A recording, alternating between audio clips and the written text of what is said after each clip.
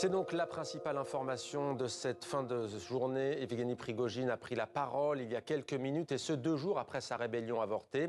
On l'écoute. Nous avons commencé notre marche à cause de l'injustice. Nous n'avions pas pour objectif de renverser le régime en place et le gouvernement légalement élu.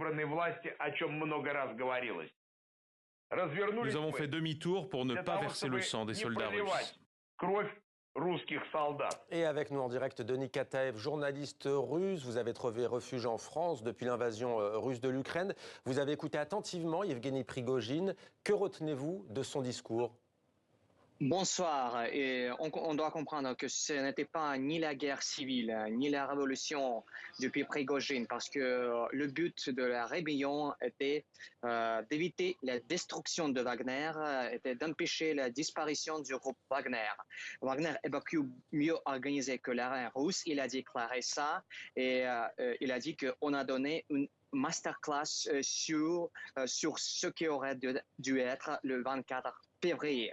Et on doit comprendre qu'il a déclaré, je pense que c'est très important, qu'il déclarait que nous ne voulons pas avoir renversement du pouvoir en Russie. Nous ne voulons pas verser le sang russe et nous sommes allés manifester pour protester et nous pour renverser le régime.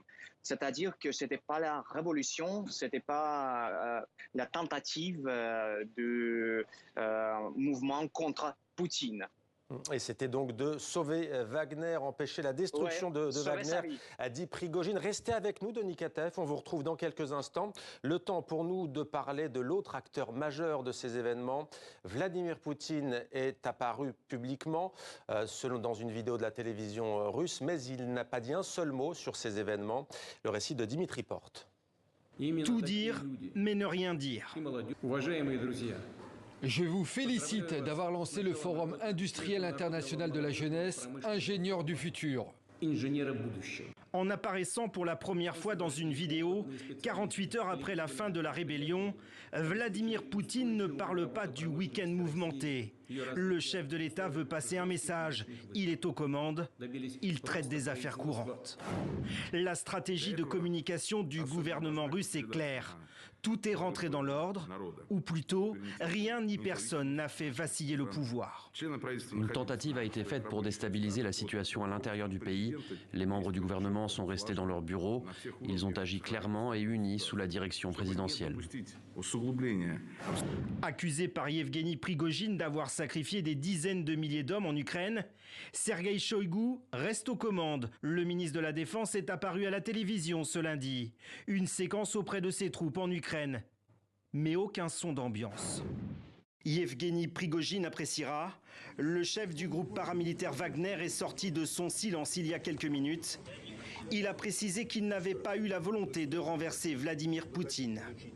L'enquête pour appel à la mutinerie armée le visant serait toujours en cours selon une source du parquet général relayée par 3 agences de presse russes. Samedi soir, le Kremlin avait pourtant affirmé que le patron de Wagner quitterait la Russie pour la Biélorussie, en évitant ainsi d'être poursuivi. Et dans son allocution, Prigojine ne révèle pas l'endroit où il se trouve exactement. On a d'un côté Denis Kataev, Vladimir Poutine, qui ignore magistralement Prigojine, et de l'autre côté Prigojine, lui, qui prend la parole. Que vous inspire ce contraste ? On ne sait pas où il est Prigojine, où il est M. Poutine. On ne sait rien. Rien ne prouve que ce message a été enregistré aujourd'hui, le message de M. Prigojine. Rien ne prouve ça. Et ce qu'on peut dire aujourd'hui, que Prigojine, qu'il soit vivant, soit mort, il a déjà humilié Poutine. Prigojine a déjà humilié Poutine et cela pourrait être le début de la fin de son régime parce que pour les élites, pour les gens qui entourent de l'entourage de M. Poutine, je pense qu'ils sont en quête aujourd'hui, c'est-à-dire que c'est l'humiliation de Poutine.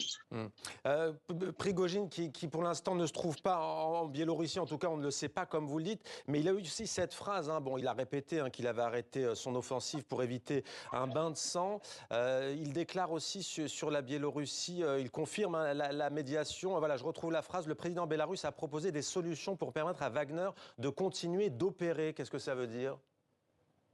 Ça veut dire que, bien sûr, Loukachenko, il était le médiateur de cette réunion, mais bien sûr, c'est-à-dire que c'est l'élimination de Poutine parce que c'est Loukachenko qui savait Poutine. C'est-à-dire que Prigojine, avec M. Loukachenko, ils sont sauvés M. Poutine. C'est pire pour Poutine.